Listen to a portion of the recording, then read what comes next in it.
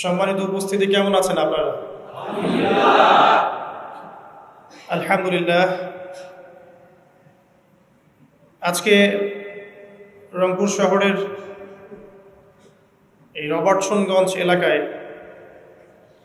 জুমার খুতবা দিতে আসতে পেরে আমি নিজেও খুব মন থেকেই আল্লাহ পাকে শুকরিয়া আদায় করছি। আলহামদুলিল্লাহ।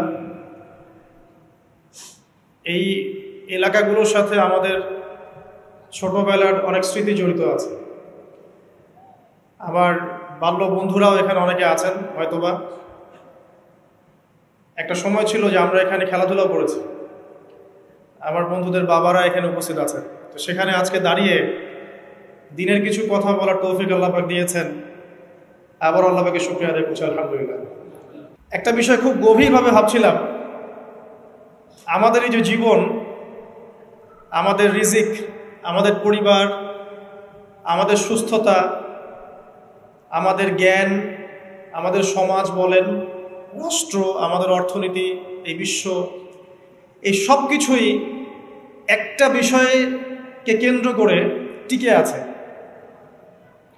শুধুমাত্র একটা বিষয়ের সাথে এই পুরো মহাবিশ্ব সম্পর্কিত।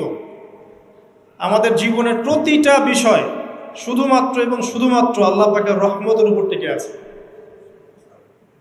আল্লাহ পাকের রহমত আমাদের ব্যক্তি জীবন, পারিবারিক জীবন, আমাদের দেহ, আমাদের মন, আমাদের জ্ঞান, অর্থনীতি, ব্যবসা বাণিজ্য, আমাদের রাষ্ট্র, সব কিছুর মধ্যে শুধুমাত্র আল্লাহ পাকের রহমত দিয়ে ভর্তি। আল্লাহ পাকের রহমতের এত বিশাল সমুদ্র, যেটা উপলব্ধি করার ক্ষমতা আমাদের নাই। আমরা যদি সবাই ঠান্ডা মাথায় একটাবার খালি ভাবতে বসি, সবাই যার যার জায়গা থেকে ভাবি যে আল্লাহ পাক আমাদেরকে কি কি রহমত দিয়ে রেখেছেন, কি কি নিয়ামত দিয়ে রেখেছেন। ওয়াইন তাউদ্দু নি'মাতাল্লাহ লা তুহসুহা। তোমরা যদি আল্লাহ পাকের নিয়ামত গণনা করা শুরু করো, কোশ্চিনকালেও গুণে শেষ করতে পারবে না। আল্লাহ পাক সূরাতুল জুমারের মধ্যে বলেছেন, কুল ইয়া ইবাদিয়াল্লাযীনা আসরাফু আলা আনফুসিহিম। হে নবী, আপনি বলে দিন, আমার বান্দাদেরকে বলে দিন যে হে আমার বান্দারা, তোমরা যারা তোমাদের নফসের উপরে জুলুম করেছো, সুদীর্ঘকাল নামাজের খবর ছিল না, যাকাত দিইনি, হজ ফরজ হয়েছিল করি নাই, সওম রাখিনি, আল্লাহর দিন এগিয়ে নেওয়ার কোনো চেষ্টাই করি নাই, সুদীর্ঘকাল হারাম খেয়েছে, ঘুষ খেয়েছেন, জেনা করেছেন, বাদ্যযন্ত্র বাজিয়েছেন, অশ্লীলতা এর মধ্যে ডুবেছিলেন, মাদকদ্রব্য সেবন করেছেন, সুদীর্ঘকাল তোমরা যারা নিজেদের নফসের উপর জুলুম করেছো, লা তাকনাতু মির রাহমাতিল্লাহ, তোমরা আল্লাহ পাকের রহমত থেকে নিরাশ হয়ে যাও। তোমরা আল্লাহ পাকের রহমত থেকে নিরাশ হয়ে যাও না। ইন্নাল্লাহা ইয়াগফিরু যুনুবা জামিআ। আল্লাহ পাক চাইলে সমস্ত গুনাহ মাফ করতে পারেন। ইন্নাহু হুয়াল গফুরুর রহিম। তিনি হচ্ছেন পরম করুণাময়, অসীম দয়ালু।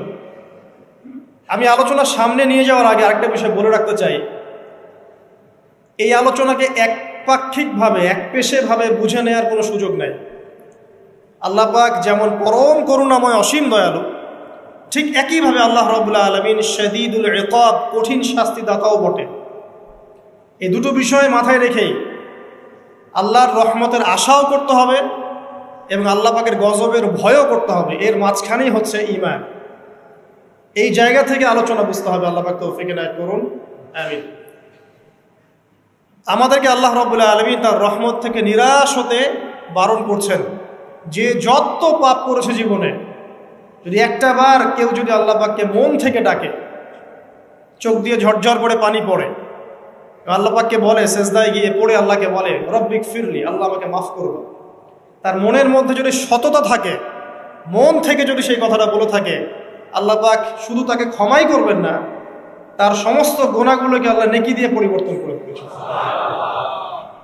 একটা হাদিস পড়ছিলাম, নবী করিম সাল্লাল্লাহু আলাইহি ওয়াসাল্লাম তিনি বলছেন যে লাম্মা কাদাল্লাহুল খালক, যখন আল্লাহ রাব্বুল আলামিন এই মহাবিশ্ব সৃষ্টি করেন, তখন আল্লাহ রাব্বুল আলামিন কাতাবা কিতাবান, একটা কিতাব লিখেছেন। একটা কিতাব আছে আল্লাহর কাছে, কাতাবা কিতাবান ফাহুয়া ইনদাহু ফাওকাল আরশ, যেই কিতাবটা আল্লাহর নিজের কাছে আছে আরশের উপরে। সেখানে আল্লাহ পাক লিখে রেখেছেন, কি লিখেছেন? ইন্না রাহমাতি সাবাকাত গদাবি, প্রতিটা ক্ষেত্রেই আমার রহমত, আমার দয়া, আমার করুণা আমার গজবকে পরাজিত করেছে। মানে আল্লাহ রাব্বুল আলামিনের গজব এর উপরে আল্লাহ পাকের রহমত অবস্থান করছে। জীবনের কোনো ক্ষেত্রে হতাশ হওয়ার কোনো সুযোগ নেই।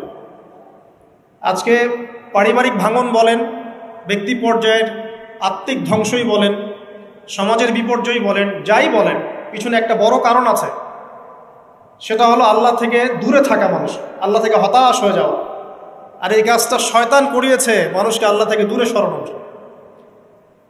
কিন্তু আল্লাহ রাব্বুল আলামিনের কাছে কেউ যদি যেতে চায়, মন থেকে যদি আল্লাহকে একটা বারও ডাকে, আল্লাহ তাকে এক ডাকের মাধ্যমেও তার গুনাহ মাফ করতে পারে। দুজন ব্যক্তির ঘটনা পড়লাম। একজন ব্যক্তি প্রচণ্ড রকম আবেদ, প্রচুর ইবাদত করে। আপনারা জানেন ইবলিসও কিন্তু আবেদ ছিল, ইবলিস কিন্তু প্রচুর ইবাদত করেছে। এখন ওই ব্যক্তির একজন বন্ধু ছিল, এটা বানু ইসরাঈলের ঘটনা। তো সেই বন্ধু পাপী ছিল, বিভিন্ন কবিরা গুনাহ করত। আর এই আবেদ ব্যক্তি বারবার তাকে নসিহত করত, গুনাহ ছেড়ে দাও, তুমি পাপ করছো, গুনাহ ছেড়ে দাও। তখন সেই ব্যক্তি যে পাপ করছে সে বলতো যে আল্লাহ কি তোমাকে আমার রক্ষক বানিয়েছেন? আল্লাহ কি তোমাকে আমার উপর দারোগা বানিয়েছেন? আমাকে আল্লাহর হাতে ছেড়ে দাও, আমাকে নসিহত করতে শোনা। একদিন এই আবেদ ব্যক্তি তার বন্ধুকে একটা জঘন্য পাপ করতে দেখল, এমন একটা পাপ যেটা দেখে তার মনে ধারণা আসলো এটা চরম জঘন্য একটা কাজ।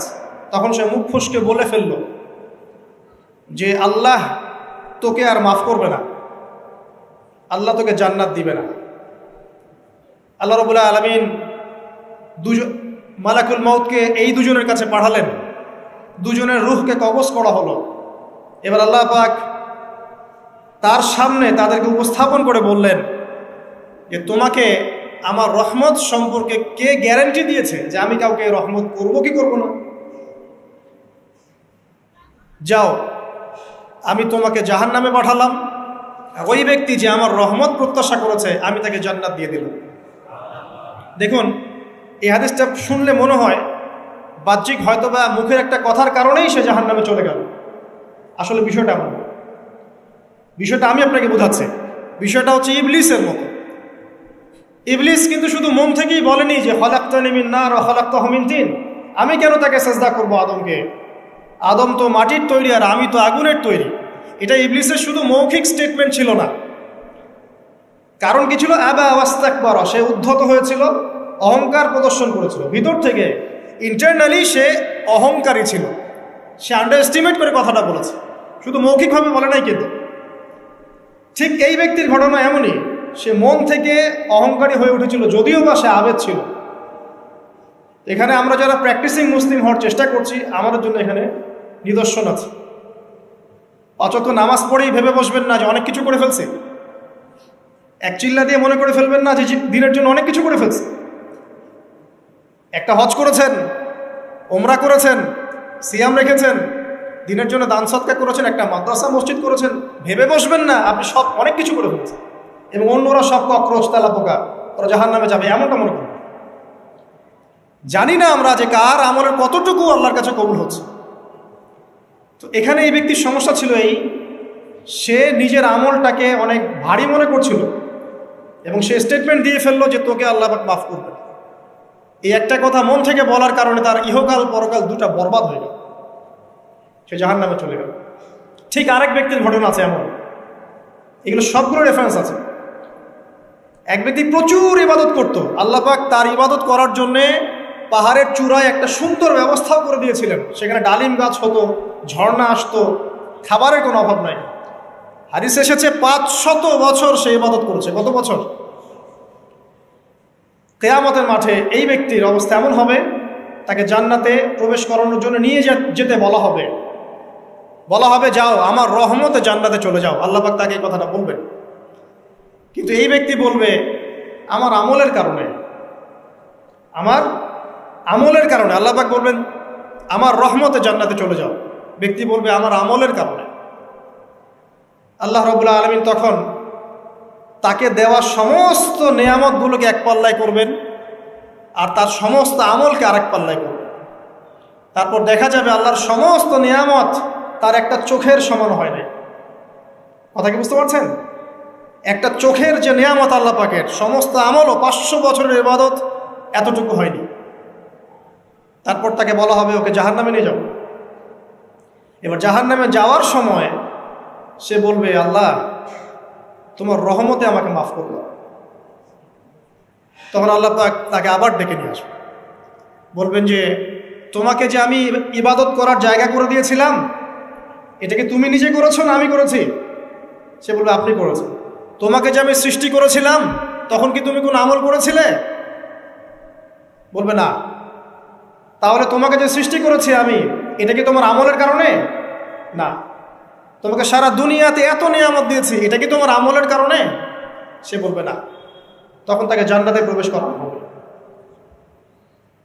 কিয়ামতের মাঠে এমন অনেক ঘটনা ঘটবে যেটা আমাদের চিন্তার বাইরে।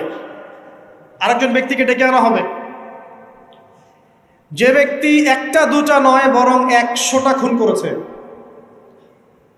সে 99 জন মানুষকে হত্যা করার পর ফতোয়া খুঁজে বেড়াচ্ছিল যে আমার তওবা কবুল হবে কিনা। একজন আবেদের কাছে গিয়েছে। আবেদ আর আলেম কিন্তু এক জিনিস না। আবেদ মানে যে প্রচুর ইবাদত করে, তার জ্ঞান কম, সে শুধু জানে কিভাবে ইবাদত করতে হয়। আলেম হচ্ছে সে যে শরীয়তের গভীর জ্ঞান জানে আবার ইবাদতও করে। আবার যারা জ্ঞান আছে আমল নাই, সেও কিন্তু প্রকৃত আলেম না। প্রচুর জ্ঞান আছে কিন্তু জ্ঞান অনুযায়ী আমল করে না, সেও কিন্তু প্রকৃত আলেম নন।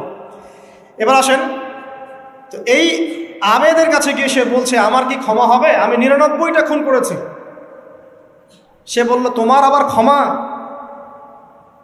তোমার ক্ষমা নাই।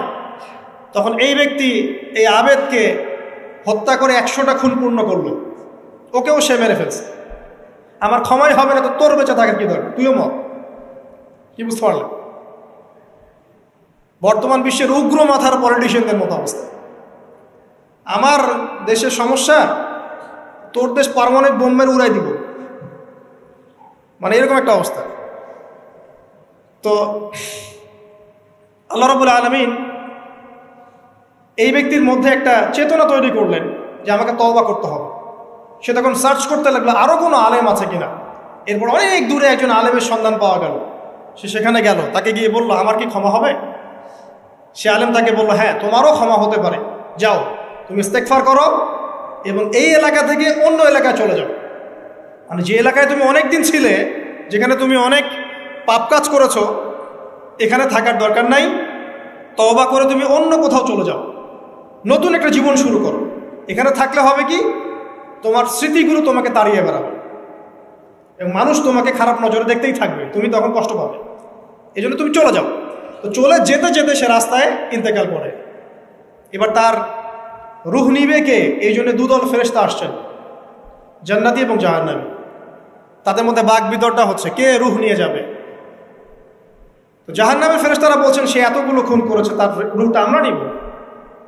আর জান্নাতি ফেরেশতারা বলছেন না, সে তওবা করতে এসেছিল, অতএব সে আল্লাহর অভিমুখী হয়েছে, তার রুহটা আমরা নিব। আল্লাহ পাক এখানে একটা কৌশল করলেন। আল্লাহ পাক ফেরেশতাদেরকে বললেন তোমরা রাস্তাটাকে পরিমাপ করে দেখো, যেদিকে যাচ্ছিল তার পরিমাপ বেশি নাকি যেখান থেকে এসেছে ওর পরিমাণ বেশি। আল্লাহ পাক জমিনকে আদেশ করলেন হে জমিন তুমি প্রশস্ত হয়ে যাও। এবার পরিমাপ করে দেখা গেল সে তওবার দিকে আসছিল, এর পরিমাণটা বেশি। এই একটা কাজের ওসিলা আল্লাহ পাক তাকে মাফ করবে। মনে রাখবেন এটা মৌখিক বিষয় ছিল না, সে মন থেকে ভিতর থেকে কিন্তু সে আল্লাহর প্রতি অনুগত হয়েছে। এই মনের বিষয়টা আল্লাহ ছাড়া কেউ জানে না। আপনি দেখতে পারেন সমাজে অনেকে দাড়ি টুপি পাগড়ি জুব্বা সব লাগিয়ে ঘুরছে, তো বিশ্বাস করেন তাদের মনটা এমনও হতে পারে যে জানোয়ারের চেয়েও কুৎসিত, এমনও হতে পারে। আবার আপনি দেখবেন সমাজে এমন অনেক মানুষ ঘুরছে যারা হয়তো অনেক পাপে লিপ্ত মনে হচ্ছে, কিন্তু মনের মধ্যে সততা আছে। আর যার মনের মধ্যে সততা আছে আল্লাহ পাক কোনো না কোনো দিন ইনশাআল্লাহ তাকে হেদায়েত দিবেন। এটা আমরা আমাদের অভিজ্ঞতা থেকেও দেখেছি। এমন অনেক মানুষকে আমরা দেখেছি যে ড্রাগ অ্যাডিক্টেড ছিল, মিউজিক করেছে, হারাম সম্পর্কের মধ্যে ছিল, নামাজ ঠিক মতো পড়ে নাই। কিন্তু যখনই আল্লাহর কথা আলোচনা হতো দেখতাম সে খুবই শান্তভাবে মন থেকে কথা শুনছে। এই কথা শুনতে শুনতে শুনতে একদিন মাশাআল্লাহ এখন দেখবেন যে চিল্লা দিয়ে বেড়াচ্ছে বিভিন্ন বসে। আল্লাহ হেদায়েত দিয়েছে, সব ছেড়ে দিয়েছে। এরকম মানুষের অভাব নাই কিন্তু সমাজে। তো এখানে আল্লাহ পাকের রহমত বা দয়ার একটা উজ্জ্বল দৃষ্টান্ত দেখতে পারবেন। ঠিক এরকম আরও একটা ঘটনা আছে বনু ইসরাইলের। এক ব্যক্তি এত পাপ করেছে যে শেষে মৃত্যুর সময় সে সন্তানদেরকে ডাকছে, ডেকে বলছে যে আমি যখন মারা যাব আমার লাশটাকে তোমরা কবর দিও না, যদি আল্লাহ পাক আমাকে ধরতে পারেন তাহলে খবর আছে আমার। কি করতে হবে? সে বলছে যে আমার দেহটাকে তোমরা পুড়িয়ে ফেলবে এবং পুড়িয়ে ফেলার পরে ছাইগুলোকে একত্রিত করবা, করে অর্ধেক ছাই সমুদ্রে ভাসিয়ে দিবা, অর্ধেক ছাই বাতাসে উড়িয়ে দিবা। সন্তানরা তাই করলো। মৃত্যুর পর আল্লাহ পাক এই সমুদ্র এবং জমিনকে বাতাসকে আদেশ করলেন যে তোমরা ছাই জড়ো করে দাও। আর মানুষ আর জিন আল্লাহর কথা না শুনলেও এই প্রকৃতি আল্লাহ পাকের কথা শোনে। বিজ্ঞান বলে প্রকৃতি থেকে সব হচ্ছে। কি প্রকৃতি? প্রকৃতি কি, কাকে বলে? মানুষকে আল্লাহর ইবাদতকে বাদ দিয়ে প্রকৃতি পূজায় নিয়ে গেছে। এই পুরো প্রকৃতি আর মহাবিশ্বে এক আল্লাহর ইবাদত করে। কে সৃষ্টি করলো প্রকৃতি? প্রাকৃতিকভাবে হয়েছে সব কিছু বলে, আল্লাহ থেকে হয়েছে বলা যাবে না। বললে আপনি মৌলবাদী হয়ে যাবেন। আল্লাহ শব্দ ইউজ করলে আপনি মৌলবাদী হয়ে যাবেন। ধর্মতাত্ত্বিক শব্দগুলোকে আস্তে আস্তে উঠিয়ে দেওয়া হয়েছে। দেখবেন যুক্তি, বিজ্ঞান, দার্শনিক শব্দগুলোকে আনা হয়েছে। এটাও টেকনিক্যালি করা হয়েছে। কোন সেকুলার মিডিয়াতে আপনি দেখবেন না ইনশাআল্লাহ বলছে। ইনশাআল্লাহ প্রমাণ করবে যে আপনি আস্তিক না নাস্তিক। তো প্রকৃতিকে আল্লাহ পাক আদেশ করলেন এই সমুদ্র ছাই জড়ো করো, এই বাতাস ছাই জড়ো করো। তারা ছাই জড়ো করে দিল। এই ব্যক্তিকে বলা হচ্ছে তুমি জীবিত করে আল্লাহ পাক বলছেন তুমি যে এই কাজটা করেছিলে, লিমা ফাআলতা হাদা, তুমি এই কাজটা কেন করেছো? তখন এই ব্যক্তি উত্তর দিচ্ছে মিন খাশিয়াতিকা ইয়া রাব্বি ওয়া আনতা আ'লাম। হে আল্লাহ, আমি আমার বুঝে যা এসেছে আপনার ভয়েই আমি এই কাজটা করেছি, আর আপনি খুব ভালো করেই জানেন যে আমি আপনার ভয়ে করেছি নাকি অন্য কোনো কারণে করেছি। মানে আপনি আমার মনের কথা জানেন। আল্লাহ পাক তাকে মাফ করে দিন। আপনাদেরকে আমি সেই ব্যভিচারী মহিলার কথাও মনে করাই, যে ছিল একজন প্রস্টিটিউট মহিলা, পতিতা, যেটা আমরা বলি সমাজের ভাষায়। যদিও এখন নতুন শব্দ এসেছে সেক্স ওয়ার্কার বা যৌনকর্মী, এবং এগুলোকে আমরা এখন প্রমোট করছি। আমরা এখন অশ্লীলতাকে প্রমোট করছি। এই কথা বলতে আমাদের বুক কাঁপা উচিত নয় যে আমরা এখন অশ্লীলতাকে প্রমোট করছি। আমরা এখন কাপড় খোলার সংস্কৃতির দিকে যাচ্ছি। যে কাপড় খুলে দিয়েছিল ইবলিস। ইবলিস আমাদের বাবা মার কাপড় জান্নাতে খুলে দিয়েছিল, এটা কি জানেন? ফল খাওয়ার পরে এই ফল খেতে কে প্রলুব্ধ করেছে? ইবলিস। গাছের কাছে গিয়ে ফল ভক্ষণ করার পর সর্বপ্রথম আমাদের পিতামাতার গা থেকে কাপড় খুলে পড়ে গেছে। তা আমাদের পিতামাতাকে মহাবিশ্বে নগ্ন করে দিয়েছে ইবলিস, আর তার অনুসারীরা এই জমিনে আদম সন্তানদেরকে নগ্ন করছে এখন। অতএব এই যে একটা ট্রেন্ড এখন চলছে, দেখবেন হারাম রিলেশনশিপকে মিডিয়ার মধ্য দিয়ে প্রমোট করা হচ্ছে, মনে হয় একটা স্বাভাবিক বিষয়। কোনো বিষয় না এটা, যে কেউ জেনাই করতে পারে। জেনা পর্ন খুব নর্মাল। হালালভাবে যদি আপনি বিয়ে শাদী করতে যান তখন সমস্যা হচ্ছে। হালালভাবে যদি আপনি বিয়ে করতে যান তখন সমস্যা হচ্ছে। হারামভাবে আপনি যা ইচ্ছা তাই করতে পারেন, সমাজে কেউ কিছু বলছে না। এখন বলছে এগুলো স্বাধীনতা। সুবহানাল্লাহ, কোন স্বাধীনতা? স্বাধীনতা বলে কোনো শব্দ নাই মহাবিশ্বে। এই পুরো বিশ্বের সমস্ত মানুষ আল্লাহর অধীনে পরাধীন। এই বিশ্বে যত মানুষ বসবাস করছে এখন, এরা কেউই স্বাধীন নয়। না কেউ স্বাধীন ছিল, না আছে, না থাকবে। সবাই আল্লাহ পাকের দাসত্বের অধীনে পরাধীন। স্বাধীন সেই এই পৃথিবীতে যে ব্যক্তি শয়তানের তাবেদারি করে, ও নফসের তাবেদারি করে, ও তো স্বাধীন, যা ইচ্ছা তাই করতে পারে। এই যে অশ্লীলতার প্রমোটিংটা চলছে, এটাকে পারিবারিকভাবে বন্ধ করতে হবে। আল্লাহ পাক আমাদেরকে বোঝার তৌফিক দান করুন। এগুলো যত বাড়বে সমাজে মহামারী আসবে, দেখে নিয়ে মহামারী আসবে, দুর্ভিক্ষ আসবে, সমাজে এমন সব রোগ ব্যাধির জন্ম হবে যেগুলো নামও শোনে নাই মানুষ কখন, এবং সামনে ভূমিধস অপেক্ষা করছে, এগুলো আসবে। যাই হোক, ওই মহিলা, যে ব্যক্তি একজন যৌনকর্মী ছিল, বা যেটা আমরা বলি ব্যভিচারিণী মহিলা ছিল, একটা কুকুরকে দেখেছে সে পানি পান করার জন্য তৃষ্ণার্ত, সে এটাতে মায়া করে, দয়া করে তার মোজাটাকে নামিয়ে এই কূপ থেকে পানি উঠিয়ে কুকুরকে পান করিয়েছে। এই একটা কাজের বদৌলতে আল্লাহ রাব্বুল আলামিন এই ব্যভিচারী মহিলাকে মাফ করে জান্নাত দিয়ে দিয়েছে। হাদিসে এটাও এসেছে, নবী সাল্লাল্লাহু আলাইহি ওয়াসাল্লাম বলেছেন, ইরহামু মান ফিল আরদ, তোমরা সবাই জমিনবাসীর প্রতি রহম করো। জমিনে মুসলিমই থাকতে হবে, তাদের প্রতি রহম করতে হবে এমন নয়, জমিনবাসী যারাই আছে সবার প্রতি রহম করো, জাতি ধর্ম বর্ণ নির্বিশেষে, এমনকি পশু পাখির প্রতিও দয়া করো। ইরহামু মান ফিল আরদ, জমিনে যারা আছে সবার প্রতি রহম করো। ইয়ারহামুকুম মান ফিস সামা, যিনি আসমানে আছেন তিনি তোমাদের প্রতি রহম করবেন ইনশাআল্লাহ। ইসলাম এই কথাগুলো বলেছে 1400 বছর আগে।